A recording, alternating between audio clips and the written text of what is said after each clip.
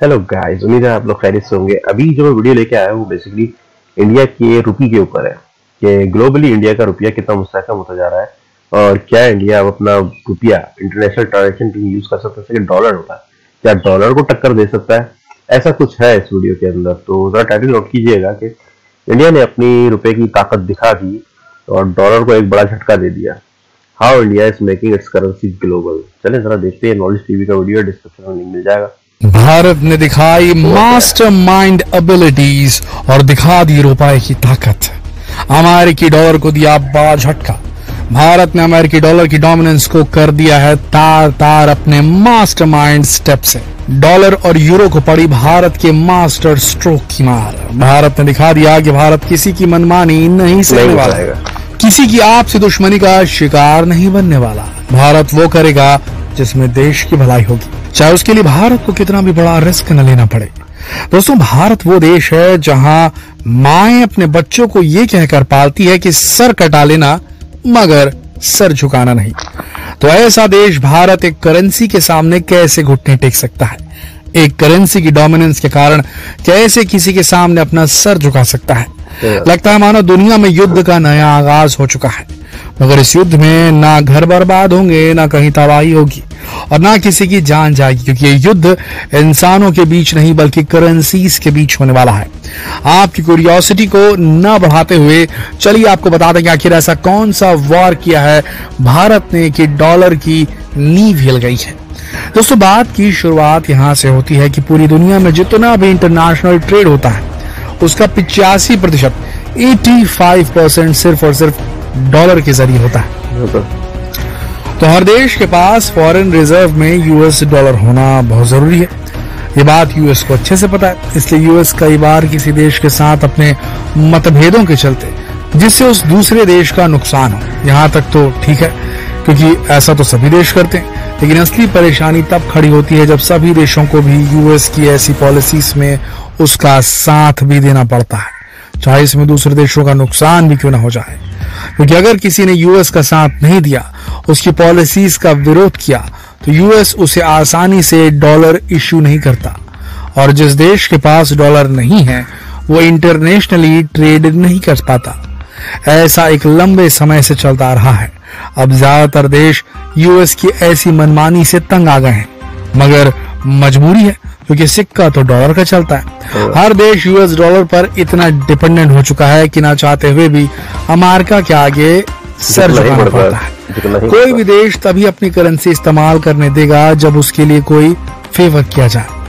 अब अमेरिका तो खुद इतना आत्मनिर्भर है कि उसे किसी देश से बहुत ज्यादा फेवर की जरूरत पड़ती ही नहीं है। तो मान लीजिए भारत को डॉलर की जरूरत है, तो अमेरिका भारत को तभी डॉलर इशू करेगा जब भारत उसकी रेगुलेटरी पॉलिसीज को फॉलो करेगा, यूएस के बनाए नियमों को मानेगा। अब रशिया यूक्रेन के बीच जो चल रहा है उसके बाद यूएस ने बहुत से ऐसे नियम बना दिए हैं जिसकी वजह से कुछ छोटे देशों को परेशानियां उठानी पड़ रही है। अब रशिया के साथ ट्रेड करना मुश्किल हो चुका है, वहां से ऑयल इंपोर्ट करना तो नेक्स्ट टू इम्पॉसिबल हो गया है। एग्जाम्पल के लिए रशिया के ऊपर लगे हुए एक सैंक्शन की बात करें तो G7 ने रूस के ऊपर एक प्राइस कैप लगा दिया है कि उससे $60 पर बैरल के रेट पर ही ऑयल खरीदना है, उससे ज्यादा पेमेंट नहीं करना है। इधर रूस ने कहा है कि हम मार्केट प्राइस से कम पर ऑयल नहीं बेचेंगे। अब यूएस की बात नहीं मानी तो वो डॉलर इशू नहीं करेंगे और रशिया की बात नहीं मानी तो वो ऑयल नहीं मिलेगा। अब करें तो क्या करें? और यूएस की बात नहीं मानी तो यूएस कई और भी मुश्किलें खड़ी कर देगा, जैसे इंटरेस्ट रेट बढ़ा देगा, बहुत से ट्रेड कैंसिल कर देगा। मतलब डॉलर की डोमिनेंस की वजह से सभी देशों को यूएस के बताए रास्ते पर ही चलना जरूरी है, मगर भारत ने अब इसके खिलाफ एक बहुत बड़ा कदम उठा लिया है। भारत के सेंट्रल बैंक आरबीआई ने सभी देशों को इंडियन रुपी में इंटरनेशनल ट्रेड सेटलमेंट्स अलाउ कर दिए हैं, यानी अगर कोई देश चाहे तो वो इंडिया के साथ रुपी में ट्रेड कर सकता है। भारत अपनी पेमेंट रुपी में करना चाहता है, ये भारत ने अनाउंस कर दिया है। दोस्तों, भारत ने कदम जुलाई के महीने में ही उठा लिया था और आज ये खबर इसलिए खास है क्योंकि एक हफ्ते बाद भारत और रूस के बीच ट्रेड सेटलमेंट होने वाली है, मगर इस बार डॉलर या यूरो में नहीं, रुपी में। इंडिया ने रशिया के साथ ट्रेड करने के लिए भारत के कुछ बड़े बैंकों में स्पेशल वॉस्ट्रो रुपी अकाउंट ओपन किए हैं। इन्हीं अकाउंट के जरिए पेमेंट साइकिल पूरी की जाएगी। दोस्तों ये एक शुरुआत है।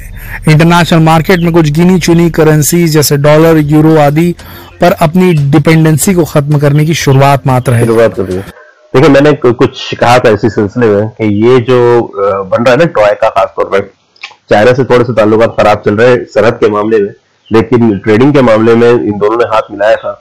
आपने अगर गौर किया था कि रशिया, चाइना और मोदी जी ने भी हाथ मिलाया था। द थिंग इज के ये लोग चाहते हैं कि अपनी करेंसी गोल्ड बेस कर दें, समझ रहे, और वही सब कुछ अब चल रहा है। और देखें, खुद ब खुद ही इसी तरफ चली गई, क्योंकि वो अकड़ता गया, अमेरिका अकड़ता गया कि भाई डॉलर और इन शर्तों पे दूंगा, इन शर्तों पे दूंगा। उसने बहुत बड़ी बेवकूफी की। इसको डॉलर फौरन फेंक देने चाहिए थे। ये उसको अंदाजा ही नहीं है कि हो क्या रहा है यहाँ पे जो वॉर चल रही है वो असल में ये चल रही है कि ये अपनी करेंसी जो है डॉलर से हटाना चाह रहा है सिंपली। और अगर ऐसा हो गया ना तो 7 समुंदर पार जो है ना कोई नहीं वो करेगा।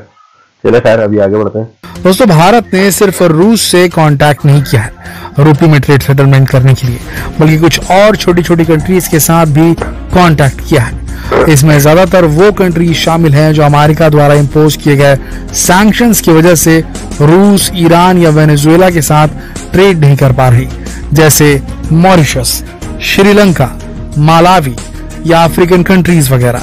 लेकिन अभी तक ट्रेड सेटलमेंट सिर्फ रशिया के साथ ही हो पाई है। ऐसा नहीं है कि रशिया बिना अपने फायदे के ही इस सेटलमेंट के लिए राजी हो गया। रशिया को भी इंडिया के साथ ये डील करने में फायदा है, क्योंकि रशिया को पता है कि अब और भी कंट्रीज भारत के साथ ये सेटलमेंट करेंगी, तब रूपी के रिजर्व्स काम आएंगे।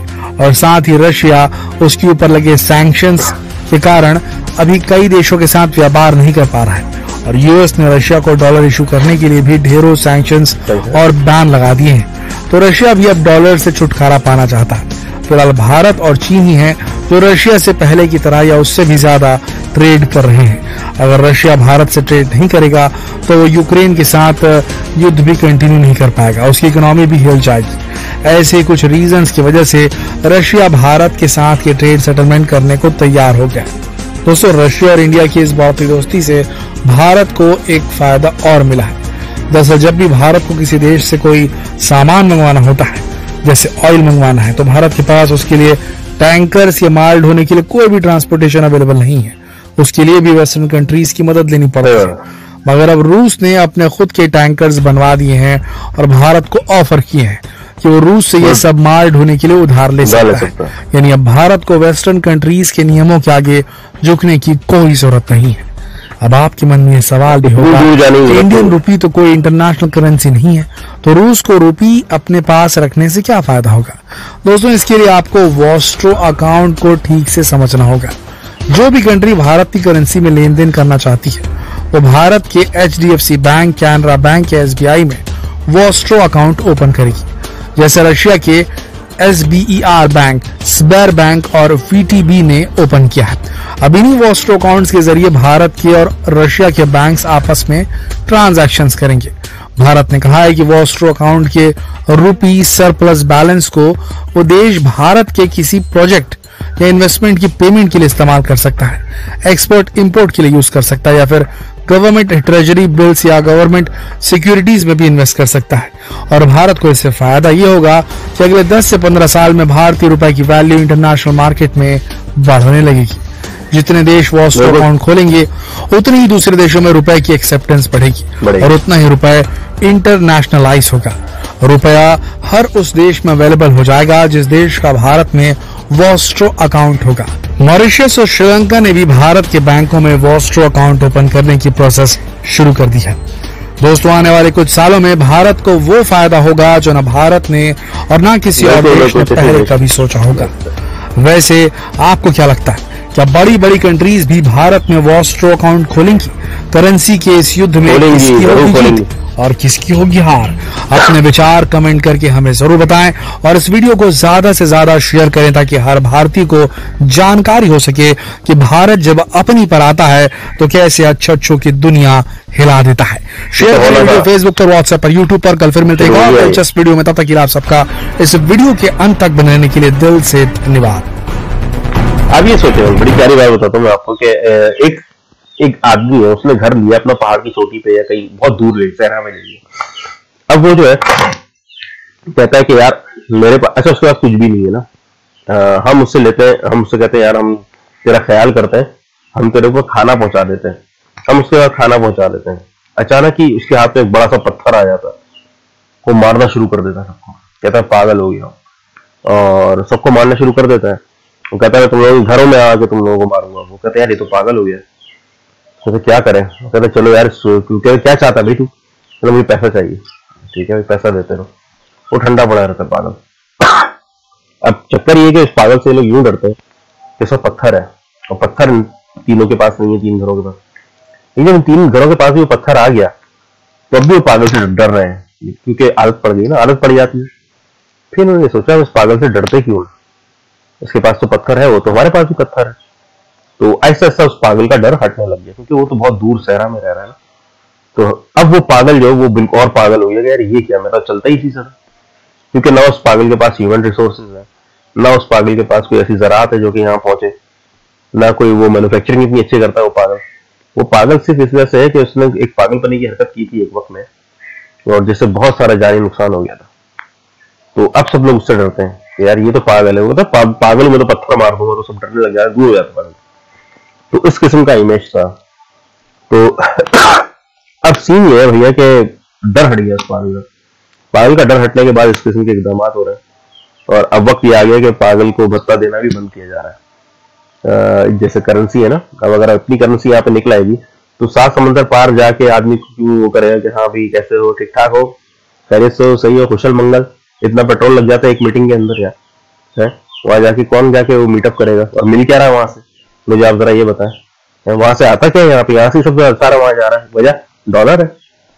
वहां पे डॉलर बहुत पावरफुल है। इंडिया की क्या औकात यार, इंडिया का पैसा तो छोटा सा, रशिया की क्या औकात, ऐसा छोटा सा पैसा, उनका बड़ा पैसा है, उनको बड़ा है भाई। वो बड़ा कैसे हुआ, उनका बड़ा दरख्त उग गया था। अच्छा, क्योंकि उसको काटो तो बड़े बड़े पैसे निकल रहे हैं, तो इस वजह से तो वहां पे बड़ा दरख्त उगा हुआ है, इस वजह से वहां जा जाके ये सब होता है। अभी देखें बहुत मजा आने वाला है, बड़ा सब कुछ बहुत अच्छा होने वाला है। ये बहुत प्यारा स्टेप लिया मोदी जी ने लिया और रशिया ने लिया, दोनों ने मिलकर लिया, बहुत जबरदस्त काम किया। आगे इसके बड़े फायदे होने वाले हैं। चलो गाइस, कोई बात बुरी लगी है तो मुझे माफ कर दीजिएगा। अपना ख्याल रखिएगा, लाइक शेयर और सब्सक्राइब जरूर कर दीजिएगा। मिलते हैं नेक्स्ट वीडियो में।